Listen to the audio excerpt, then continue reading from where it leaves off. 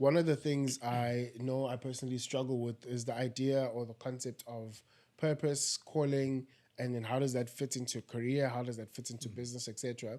I know I struggle with it because I learned a lot of skills along the way, but I never knew what's the word? What is the bigger picture of all these skills that I'm learning? So a part of me almost knew that I wish I knew one thing, I was great at that thing, so that my question is answered. But because of my life's journey, fortunately or unfortunately, I just had to learn a lot of different things along the way. If you look at the book of Genesis, the first thing God tells us about himself, he says, the Bible says that in the beginning, God created. God created. So part of God's identity and who he is that he's a creator. Yeah. And so you see a bit later on in that particular verse that he makes us in his image and in his likeness. And so, in that being said, our identity is tied into that faculty of God being a creator. Sure. And so I love what you've called this podcast, the creator concept. Shouldn't that actually be, kind of how we live life? Yeah. Understanding creator concept. So identity is critical. And I'll share from my personal perspective with my diverse background. For those that are not in South Africa, maybe they don't get some of these things, but we'll kind of break some of them down. So if you look at my background, I come from a family that's mixed. So can you give me an example of what a gift would be? A gift could be the ability to make people happy, to make people be inspired. That could be a gift. A gift could be the outcome of a singing ability. I'm very careful not to say the singing is the gift. And the singing is part of the gift, but it's really the outcome and the fulfillment of what happens when you use that gift. That's good. All right? A gift could be an athletic ability.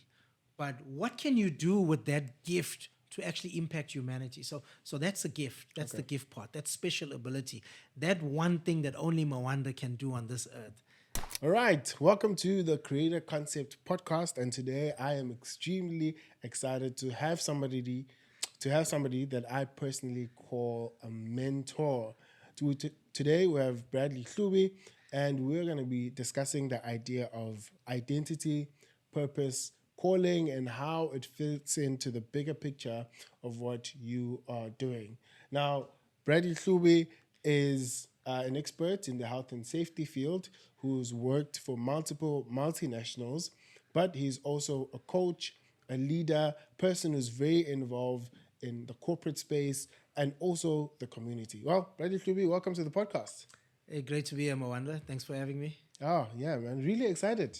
Finally, we always have offline podcasts that people don't know about because we're always having conversations. And I think that's one of the things that I just love about your mentorship and your leadership style.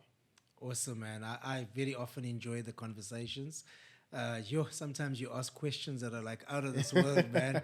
And it keeps me fresh, keeps my brain working. And I think even further than just the theory level of stuff, but even living it, man, because I suppose all these years we know each other, you wouldn't believe a word that I said if I didn't live what I say. Yeah, I think that's true. Awesome. I'm very excited to have you here because I think one of the things I know I personally struggle with is the idea or the concept of purpose, calling, and then how does that fit into career? How does that fit into business, etc. I know I struggle with it because I learned a lot of skills along the way, but I never knew what's the word? What is the bigger picture of all these skills that I'm learning? So a part of me almost knew that I wish I knew one thing, I was great at that thing, so that my question is answered. But because of my life's journey, fortunately or unfortunately, I just had to learn a lot of different things along the way. And as you know, the creator concept is obviously empowering our audience and the people that we have who join us on this podcast to just help them use the creator concept, which is what God gave us, to live a fulfilled life and to implement it in the things that they are creating. So after people listen to this episode, I want them to take everything that we learn, go apply it in their careers, their businesses, their jobs, etc. So I think the first question is, how important is the concept of identity? I know that it's been discussed vastly, but I just wanted to start there. How important is that concept? Sure, that's a deep question. And before I even go there, just want to say, firstly, the creator concept, just that name was absolutely phenomenal. And it ties even into my answer in terms of the identity and what Sure. identity is all about. A lot of what I teach and speak about has a faith base in it. And so, if you look at the book of Genesis, the first thing God tells us about Himself, He says, the Bible says that in the beginning, God created. God created. So, part of God's identity and who He is that He's a creator. Yeah. And so you see a bit later on in that particular verse that he makes us in his image and in his likeness. And so, in that being said, our identity is tied into that faculty of God being a creator. Sure. And so I love what you've called this podcast, the creator concept.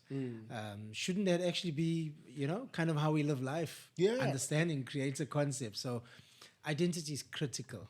And I'll share from my personal perspective with my diverse background.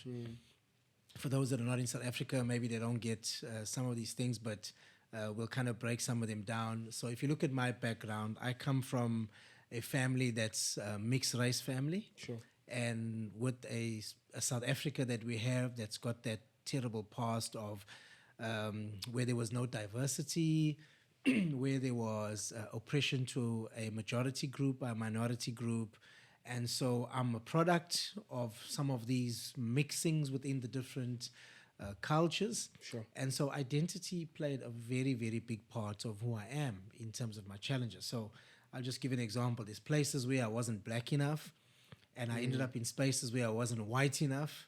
And so then who am I if I don't fit into this group or fit into that group? And then when I'm in a group of people that look somehow like me, they also had some very weird concepts about who I am. Sure. In fact, I'll put it to you like this. I've been to job interviews where they say, well, what are you? And so Sure. identity played a very big role. And throughout my life, I've had to just kind of go through this process of kind of understanding who I am. So now when I'm asked, well, who are you? I say, well, I'm Bradley.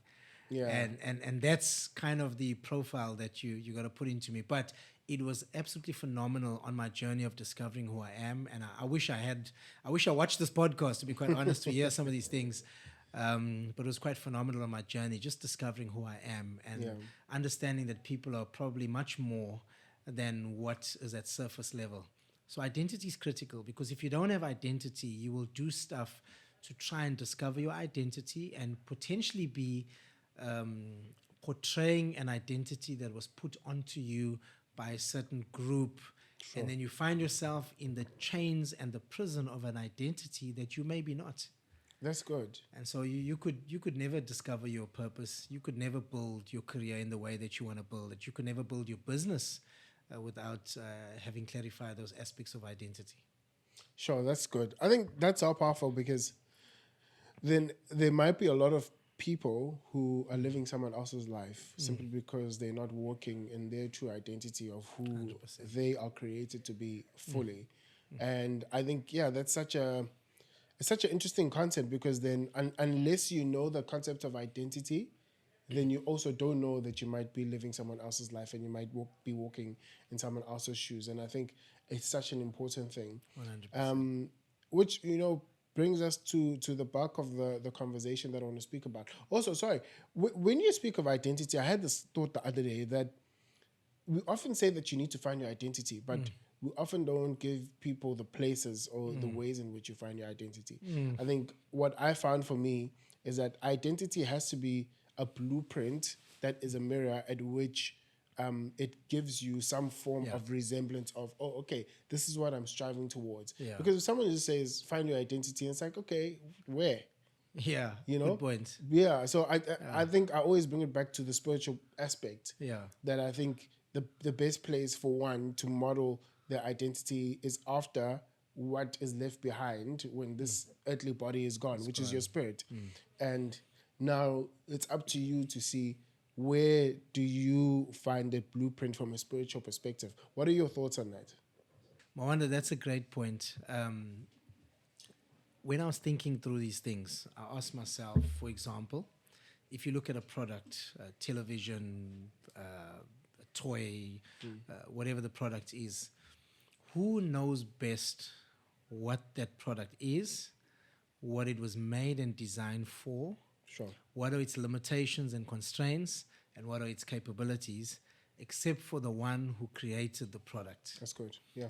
And so, what you mentioned earlier on, that we have to take it spiritually. We have to take it spiritual, and we have to look at the exact product from the eyes of the creator of the product.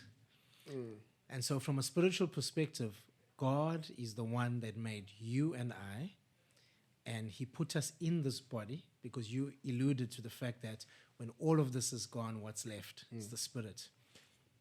And it's such a powerful thing, because most people don't actually understand that we are a tripartite being. We are spirit, we have a soul, and we're in a body. So part of discovering identity is understanding that the right way around, because the world system teaches you that you're body, soul, and spirit, but you're actually spirit, soul, and body. Okay. Now look at it this way. The real you is the spirit component of it. That's the part that will be eternal, that will last forever. Because God is spirit, and those that worship Him must worship Him in spirit, from your core. All of what you do, who you become, what you achieve on the earth, is your spirit engaging with the original purpose of the Creator. That's good. And so we see there in Genesis that God breathed His spirit through the nostrils of man, and he became a living soul. Another speaking spirit, another version of the Bible says. So who was the first speaking spirit? Was the Father, the Almighty. And so man then becomes another speaking spirit, implying that man became just like God, who creates things through the spoken word and how he follows through on that word. That's good. So we must understand that we are first spirit. That's the real us. That's the good. real you. That's the real me. But we have a soul. And among many things, the soul is the mind, the will, and the emotions. There are other aspects of the soul. How do I put it? So your soul is what keeps you you. Your soul is how you're going to remember that you are Mawanda one day when you're in heaven. Okay, that's good. Because how else do we know ourselves? Yeah. How else do we know each other one day when we are living in the eternal spiritual abode? And then, of course, your body is the suit. It's like this jacket that I'm wearing. It's designed for the weather and the elements, so I put on the jacket. So designed to breathe oxygen, to be in this environment, to enjoy and appreciate the creation made by the Creator. You need this body with these eyes, with these senses, and these propensities. That's what the body is given for. That's good. And so when we look at identity, we have to go below the surface. First, who does God say that I am? The Creator. That product that's been made, the one who made it knows it even better than the product itself, of course. Yeah. And so many people don't realize that you actually don't know yourself as much as God knows you. And so you need to discover who you really are. You know, I got to a point, Mawanda, where I'm now at a stage in my life, and I think I mentioned it to someone the other day, where I looked in the mirror and I said, you know what? I didn't know I was me. You know, I almost had to kind of shake hands with myself. I was like, hey, Brad, meet Brad, you know? This is who I am. And I'm still discovering that. You know, I've spent my entire life trying to figure out who I am and what do I do. And what starts to happen is that the more I get closer to understanding who I really am, and you said something key. You said, nobody shows us the playbook. How do you find it out? Well, the simple word, and there's much more we can say about it, is go find it in the manuscript that God gave us, that He talks about not only Himself, where He introduces Himself as Creator, but then He introduces us also as creators. That's good. That's good. Isn't that good? It's good. While you're saying that, I'm thinking of the next phase. And obviously, I want to touch on the idea of what we see as purpose. But also given the fact that we're speaking about creator concept and the belief that all of us are created to create. Hence, all of us are creators. It's not a subsection of only a few group of people are meant to create, but the whole, if you are a human being, That's right. then it's in your DNA to be a creator. Yeah. So how how would you see the idea of being a creator, and how would you say that's linked to your gift? Or maybe what is, people always say you have a gift. Maybe what is that, and in correlation with the idea of being a creator? Sure, that's excellent. So a gift is exactly that. It's a gift. Okay. You don't pay for a gift. You don't earn a gift. In fact, the one that receives the gift has absolutely nothing to do with the gift except receive it and accept it as a gift. Sure. So let's flip that into the creator concept. So God, in creating us as creators, and that word creator, if you look at how God then created in Genesis, it speaks of him forming and creating things from nothing into something. But when he talks about us and puts us in his image, we are not that creator forming from nothing into something, but really we are forming in the same operating system as him. We are able to develop out of what God has put in place and the materials he has for us to then create like him. And we create in many ways. Yeah. We reproduce, so we create biologically. We also create by using our mind, another aspect of who we are. So the body first, then the soul, the mind, will, and the emotions. We can make people feel sad. We can make people feel happy. Sure. We can decide how we feel too, so we create emotions. But we can also create by what we design, by creative concepts, by ideas, by inventions. And there's a lot to be said that in the good book. So this was a mandate given to human beings. And of course, we can create by our spirit. Yeah. And that is quite a powerful concept. So I'm of the philosophy that there is a material substance that creates everything that we can see. Okay. Let's call that the faith realm, the spirit realm. And there is an ability to take, some people could call it the ether, whatever you call it, right? But it's the fundamental building blocks for all physical matter, where we have been given an ability to pull out of those building blocks and allow it to manifest, which means materialize into what you see. And this is a mandate for all of humanity. God is designed, and he wants us. It's almost as though the spiritual realm is so big, and God wants so much to enter into this physical realm through his creation and himself through us. That's good. Where we as creators are actually being his, what do you call it? I'm battling to find a word, but we are his co-creators. And everywhere that he rules, particularly here on earth, he's put us to be his under leaders or sub-creators, so to speak. So everything he would have done, he's given us a mandate to do it for him. That's good. Would you say there's a difference between a calling, a gift, and a purpose? Wow, that's excellent. So let me just break it down to how I see it, right? Okay.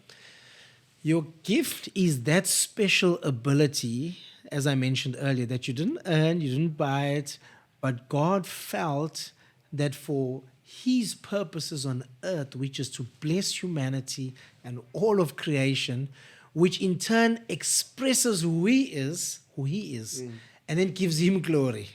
Because he's God, man. He's everything and he's all in all. And he's seeking that expression of worship to himself through the wonderful work that he brings through people and creation.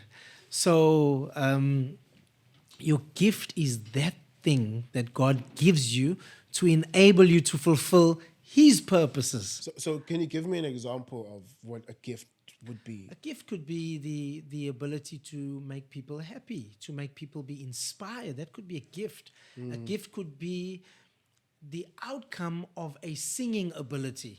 I'm very careful not to say the singing is the gift. And the singing is part of the gift, but it's really the outcome and the fulfillment of what happens when you use that gift. That's good. All right? A gift could be an athletic ability. But what can you do with that gift to actually impact humanity? So that's a gift. That's the gift part. That special ability. That one thing that only Mawanda can do on this earth. Sure. I mean, just think about this.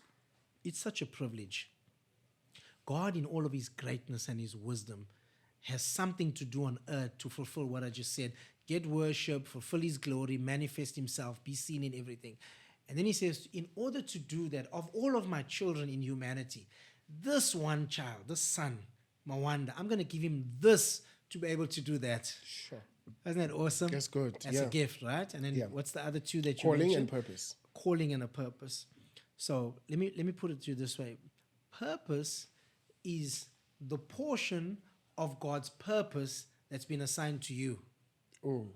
So in all of his greatness, that he gets this glory and he gets this visible manifestation of who he is, let's look at it as this table, but it's subdivided into portions throughout humanity, ever created unto eternity, but there's a portion for us. And that portion can never be fulfilled apart from you. Okay. So God gives you a gift in order to do it, but the actual mandate to change the creative industry, that could be a mandate for Mawanda. Okay. So God gives you the gift, and then he gives you that purpose to fulfill. And then the calling is the how. Oh. What is the route to fulfilling that mandate? That's how I see it. What do you mean by that? What do you mean by it's the how and the route? So I put a lot of depth in my career, and I developed the space of health and safety and leadership, right? However, that may be the space that I operate in, but the how that I bring it across is utilizing my gift.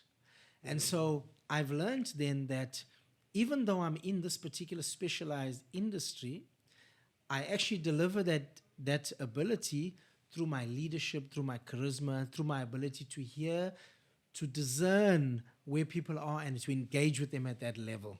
Okay. So my calling really, if I were to get through all the other technical jargons of whether being a fire engineer, in emergency response, in health and safety, whatever, ultimately my calling is for people. Okay. It's to develop people, it's to empower people, it's to give wisdom and to give revelation. And I just absolutely love people. So that's that your calling is that. Yeah. But using your gift, which I'm is the using things my that you gift mentioned, to achieve a final purpose, to make this world better, to make people better. That's good. Yo, that's such a good way to break it down. Purpose, calling, and gift. And gift. Yo, your gift is the ability that's been given to you by your creator. That's right. You cannot duplicate that. There's only ever going to be in all of eternity, of the 7 billion getting up to 8 billion people on earth at the moment, and countless of billions before, there's only one person that can be Mawanda, that has that particular gift. So, you know that age is true, that your gift makes room for you. Yeah. Then how do I find my gift? And we obviously still want to bring this back into entrepreneurship. Yeah. We want to bring it back into professional, career, etc. Yeah. You know, how do I find my gift then? I am working in a call center right now. Yeah. I don't know. I started a water business. Mm-hmm. But I didn't start it because I just looked at my gift and so forth. I just saw a gap in the market, and I said, okay, there needs to be water in that place. I'm going to sell bottled water because there is not much access to clean water. So then that's the space I'm in right now. But I'm not really sure what my gift is. Then how do I identify my gift, and is it even linked to my business or what I do, you know? Great question. So the way I look at it, go back to Genesis. And then somewhere there in chapter 2, God says that he gave Adam a mandate, and the mandate was to till, to look after, and to manage the garden. Now, before he even gave him a wife, God gave Adam work. Very different to labor. So labor is from the system of the curse, which is after the fall, but work is from the system of the blessing. Now, here's why. Because it's in the progression and the activity of your work that you start to discover your gift. Okay. You use it or you lose it. You use it or you lose it. Use it or you lose it, like muscles. The more you use it, you'll discover how strong you are, and you'll start to see what may not have been visible before until it was engaged in work. And so the discovery of your gift is really the exercising of your abilities until you start to get feedback. because it's feedback that will tell you, hey, Mawanda, you know, when you talk, when you take the mic and you start speaking, I've noticed how the people respond. That's feedback. You know, so people start telling you, and the question is simple. What do people say you're good at? Sure. You know, what is that thing that people say, hey, when you give this individual this, you can guarantee it's going to be done like that. And then linked to that, apart from what do people say you're good at, what do you think you're good at? Where have you achieved results that are measurable and are visible and tangible? That is giving you a pretty good indication of what your gift is. That's good. And then you said something else that was very good. I've got this gift. There's a gap in the market. Do I just go and sell that? Well, that sparks up some questions in my mind, because I've been there where you have certain gifts and you may be asking yourself, well, how do I survive? How do I earn a living using these gifts? Yeah. And it's very much linked to what you said. So that scripture says that your gift makes room for you. Your gift makes room for you. It doesn't mean there wasn't room before. It just means that you get to occupy the room because of your gift. So can you see there that there's a matching of room and gift? Yeah. So if we look at it and we use creative concept and marketing and business terminology, when you do your research, you're looking for a gap in the market. A gap for what? A gap for what you're able to do as a business, a company, or your personal gifting, are able to close. In other words, you're able to meet a need. Okay. Because think about it. Remember what I just said? I said that your gift is part of the special abilities that you're given to fulfill a purpose. Part of the purpose by the Almighty is to meet the needs of humanity for that express ultimate purpose of worship and expression of Himself. So your gift then has the ability to close a niche in the market. So when you do your market research and you see there's certain gaps, look for the gaps that align with your gift. And then you'll start monetizing your gift to give you a living. You know, someone once said, if you can do something that you love doing for a living, you'll never work another day in your life. Sure. That's gift. I think that's so good. I think that's so good. Given the world that we're living in now, and given the introduction of AI, the education systems, you know, being challenged because of this, also the amount of distractions that are available and really available for everybody, I do feel like it's becoming harder to firstly, one, realize your gift and your calling and your purpose. But more than that, I think, I think just all of that cloudedness is really causing people to find it hard to see how they can make a living through their gifts. But also you said something that you also do find your gift as you're working. So does that mean that you need to be applying yourself in certain spaces in order for you to discover it?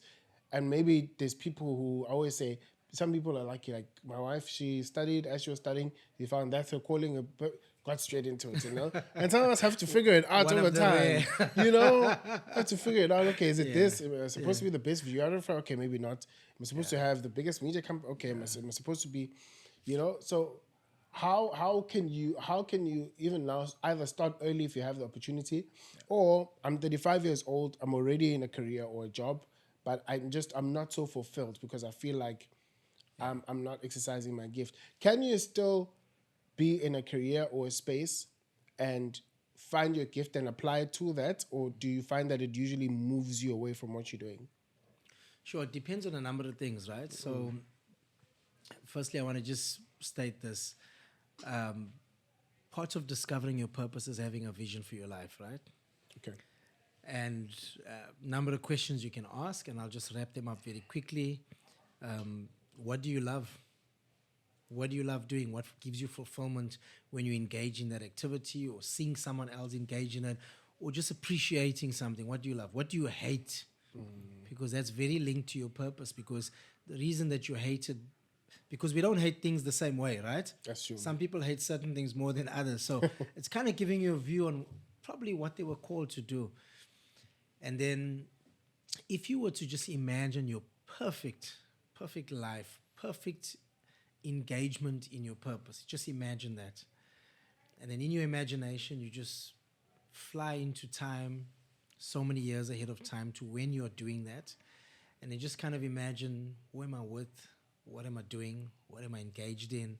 What's that life? Just make it as vivid as possible. That's good. And then come back to now. What would you tell yourself? That description starts to then give you aspects of your vision, and it's very closely linked to your purpose, because your vision is really the fulfillment of your purpose. Okay, that's Right. good. Now that you know where you're going to, and I'm talking to somebody who's now at a certain age, you can then start to align yourself to preparing yourself to eventually collide with your destiny.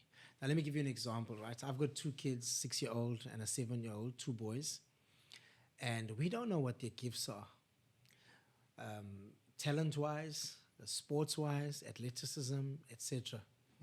So guess what our approach is for them, knowing some of this stuff? They play every sport that comes on the calendar. We want them involved.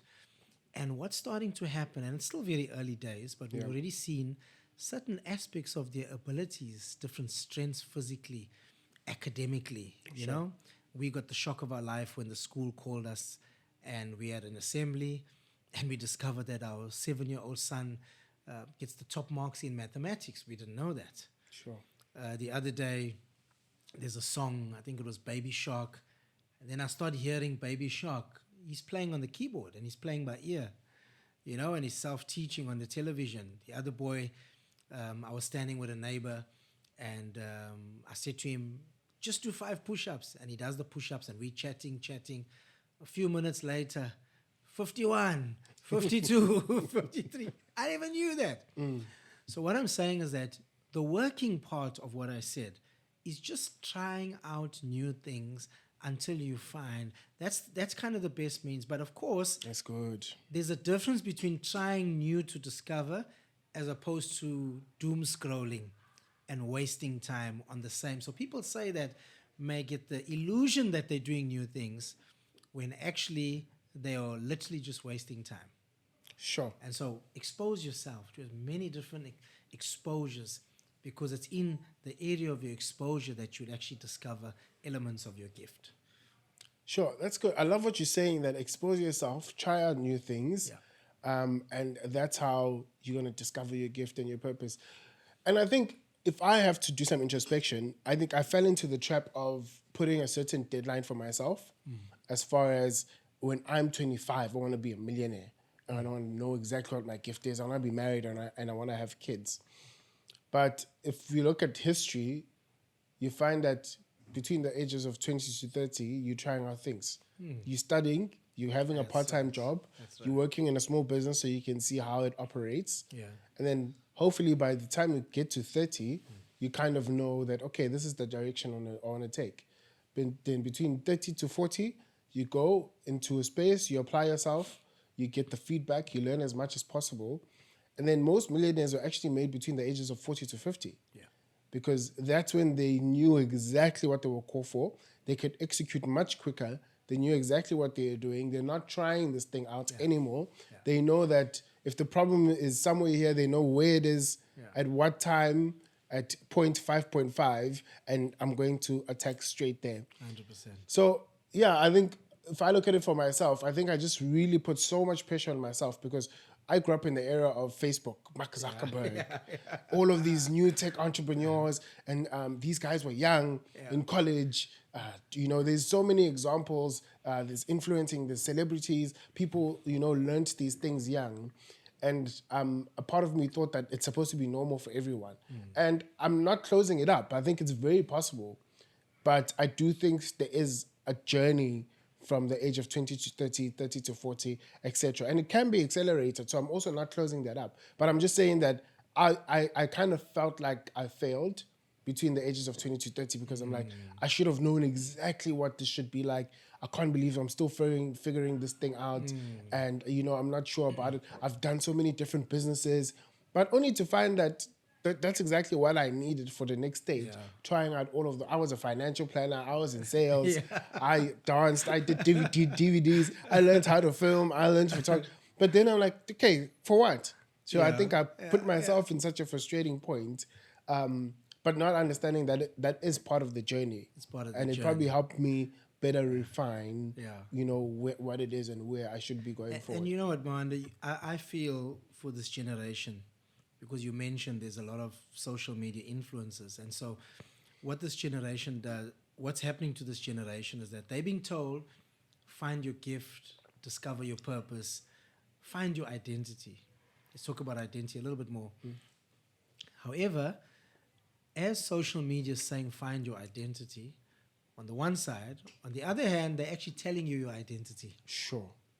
Instead of telling you, go to the one who knows your identity and ask him who you are. They're telling you who you are, but under the guise of find your identity. Because you can see the marketing, you can see the media. It's putting pictures and images before us and the young people that they want to become like that person because it's being made to look so attractive, and yet that may not be who they are, and it may not be the entire picture of who you could be. Sure. Those are just some examples. And then I wanted to add and say that, so for people as they're progressing, as you mentioned, that age of 20 to 30, 30 to 40, etc., even though we are developing and discovering identity and purpose, and we refining and developing our gifts, it doesn't mean that there's a defined period of start and stop. Sure. Because there are many skills that I've only learned in the past 2 to 3 years.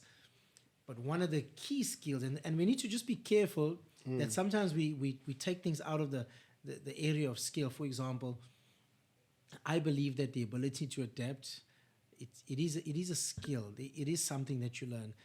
The mindset of success, one of them is that I'm able to learn anything.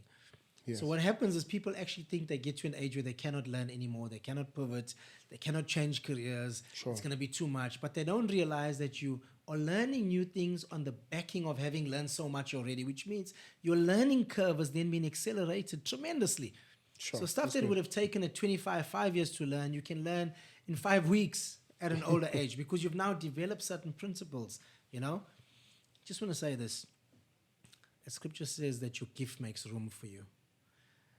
I say it's your character that keeps you in the room.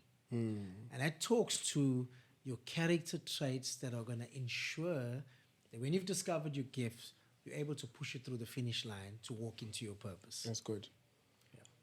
Yeah, you've said so much, and I feel like this is such an important playbook. Just in the things that we can apply as we figure ourselves out as being creators. And I think, like I said, that one of the things that are important to me in this podcast is sharing and inspiring the awakening that all of us are called to be creators. Yeah. And the idea of being a creator is that even if you are gifted in accounting, you're still a creator, because then you have gifts that you can exercise while you're in that role. Even if you're called to be a barista, even if you're called to be a business leader, a mentor, to sit on many boards, all of us are called to create. Excellent. How would you say, given all of these different spaces, whether it's business, whether it's just professional space, creative, how can people apply their creator ability based on where they are in the different fields and spaces? Well, first, it's a mindset. I think just believing that they're creators. So what am I trying to say? Most people, when they hear creator, they think, I've got to be in the creative space. An interior decorator, a painter. But some of the people that have had to be most creative have been people that are traditionally in the spaces that are seen as rigid. For example, engineers. I mean, do you know how creative you have to be as an engineer to build a bridge over a massive land mass and everything is not as per the book? In my background as emergency services, I was the fire chief of a high-risk environment, and there's a subject called pre-incident planning, which is really emergency planning. And what that calls for is for you to identify, I'm not going to get too technical, but it's for you to identify the potential eventualities that can create emergency situations. Sure.